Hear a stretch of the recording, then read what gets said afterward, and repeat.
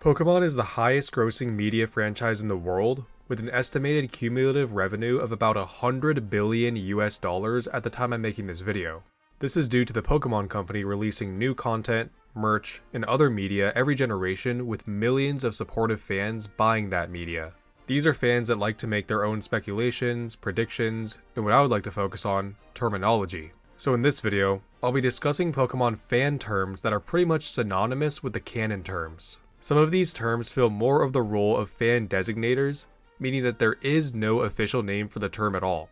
Some of them are terms that are synonymous with the official terms, and some of them are fan terms that became canonical terms. Along with going over the context behind each term, I will also voice my opinion on which term is my favorite, and even if there's a different term that I would use instead. Starting off, we have the term starter. This is the informal name for the one grass, fire, or water Pokemon you choose at the beginning of every game. This term has been canonically used in the main series games, but only in an extremely limited fashion. According to Bulbapedia, this term is used in the Passerby Analytics HQ questions in the Gen 5 games, and in the battle background in X and Y. Other than that, the Pokemon Company must really not like this term, as they are really pushing for the term first partner Pokemon instead. The term first partner Pokemon has been used as early as Omega Ruby Alpha Sapphire, where the official website refers to Trico, Torchic, and Mudkip as the three Pokemon from which you may choose your first partner. It is then used again in Sun and Moon, where it says that Hala gives you your first partner Pokemon on the official website. More recently, this term was used in the Indigo Disc DLC to indicate that these Pokemon would be coming back as catchable wild Pokemon in the Blueberry Terrarium. As much as the Pokemon Company tries to push for the use of this term though, I don't think anyone will be using it over starter anytime soon. I'm sticking with starter. Next, we have the term Pseudo-Legendary. This is a fan term that refers to the one or two Pokemon every generation that fulfill three specific criteria: being part of a 3-stage evolutionary line, being part of the slow experience group, and having a base stat total of exactly 600 in their base form. Most Pokemon fans should be quite familiar with this group, especially with how iconic some of these Pokemon are, like Garchomp or Tyranitar. In Japanese, the more commonly used fan term is the 600 Club. There are only two specific criteria in this group, which is having a base stat total of 600 and being the base form of a non-legendary Pokemon. The only change this criteria results in is that it includes Archaludon, since it fits this criteria. Personally, I think this should be the criteria, and I would count Archaludon as a pseudo-legendary, but I would understand if you would prefer to stick with the English definition that doesn't include Archaludon. Something else worth mentioning is that this fan term actually now has an official name, at least I think, which is Powerhouse Pokemon.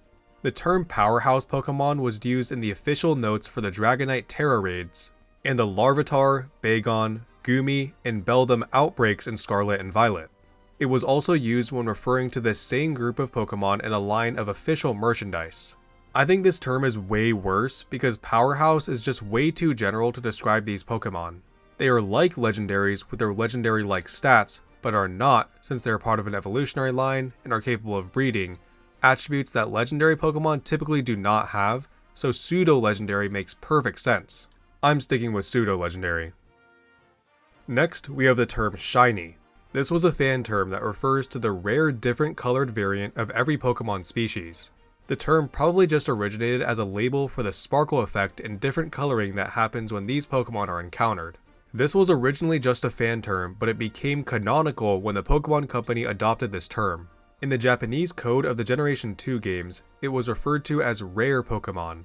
In the Generation 3 games, the Easy Chat system has an option called Alt Color.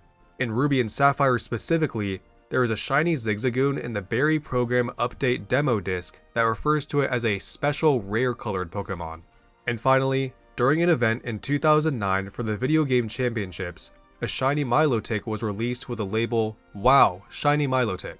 This was the first canonical use of the word shiny, where it has been used as the official term for these different colored Pokemon ever since. We even have the Shiny Charm key item that increases the likelihood of encountering a shiny Pokemon, where it literally uses the word shiny in the name and in the description. I definitely think shiny is the best term, and I'm glad the Pokemon Company has adopted this into the game. Next, we have the term entry hazard. This is a fan term that refers to the field effect caused by various moves and abilities, those being spikes caused by the status move Spikes and the attacking move Ceaseless Edge, pointed stones caused by the status move Stealth Rock and the attacking moves G-Max Stone Surge and Stone Axe, poison spikes caused by the status move Toxic Spikes and the ability Toxic Debris, sticky web caused by the status move Sticky Web, and sharp steel caused by the attacking move G-Max Steel Surge. The official term for these field effects is literally just trap, which is a lot less exciting and descriptive. I much prefer entry hazard because these field effects only have an effect on a Pokemon entering the battle, causing a hazard with either damage, a status condition, or a stat drop. Trap is way less descriptive, and trapping moves are also another separate category which can be confusing. Next, we have the term Eeveelution. This was a fan term that refers to the evolutions of Eevee. Eevee is unique in that it has 8 evolution paths, the most of any Pokemon in the game. It was originally just given 3 evolution paths in Gen 1, but was then given 2 more in Gen 2, 2 more in Gen 4, and 1 more in Gen 6. Fans ended up calling this phenomenon the Eeveelution, which is simply a pun that combines the word Eevee and evolution. This was originally just a fan term, but it became canonical when official Pokemon content started using this term. It was first used in the Pokemon Stadium 2 guide, then used in the TCG theme deck, and then mentioned in Murphy's Ranger contest in Pokemon Ranger.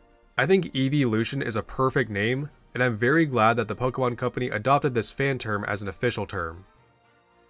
Next, we have the term Masuda Method. This is a fan term that refers to the method of shiny hunting where you breed 2 Pokemon with different languages of origin. In case you're unfamiliar, starting in Generation 4, if you breed 2 Pokemon that come from games in different languages, the chance that the offspring of those 2 Pokemon will be a shiny is increased.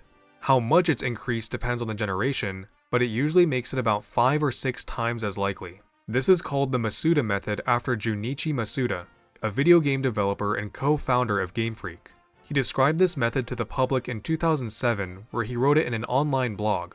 This method was intended to be an incentive for people to use the global trading system in Diamond and Pearl, a newly introduced system that allowed players to trade with other players internationally over the internet for the first time in the series. In an interview during the launch of Sun and Moon, Junichi Masuda stated that he didn't even know that people were calling this the Masuda Method, as the term was not really used in Japan. While this term has no official name, I think Masuda Method is a perfectly fine name, and we should keep it this way to thank Mr. Masuda for bringing this concept into the game. Next, I'm going to cover all fan terms of legendary and mythical groups.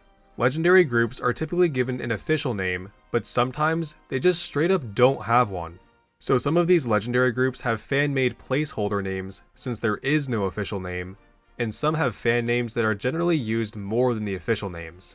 I'm going to go kinda quick on these since there really isn't much to say for some of them.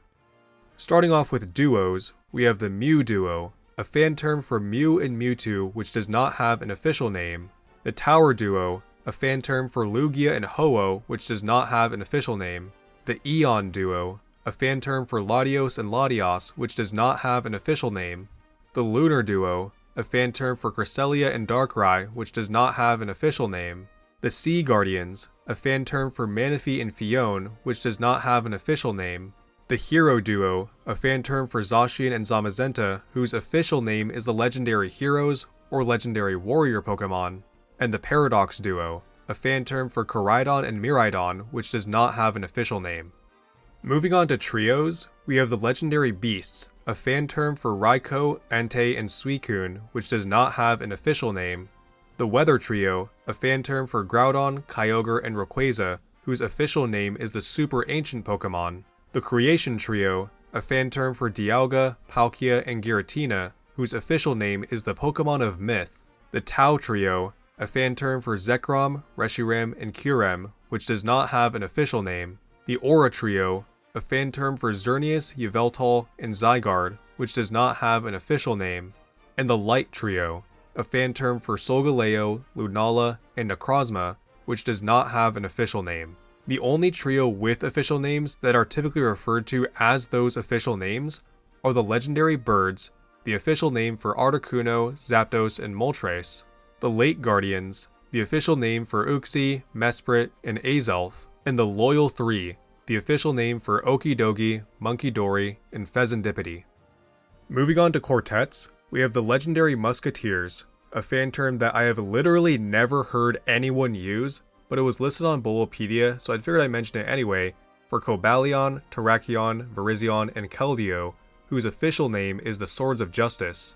The Genies, a fan term for Tornadus, Thundurus, Landorus, and Enamorus, whose official name is the Forces of Nature.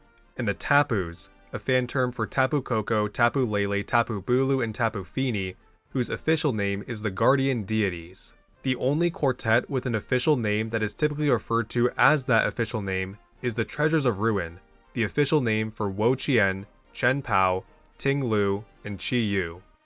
Lastly, we have the one and only Quintet, the Reggies, a fan term for Regirock, Regice, Registeel, Regieleki, and Regidrago, whose official name is the Legendary Giants.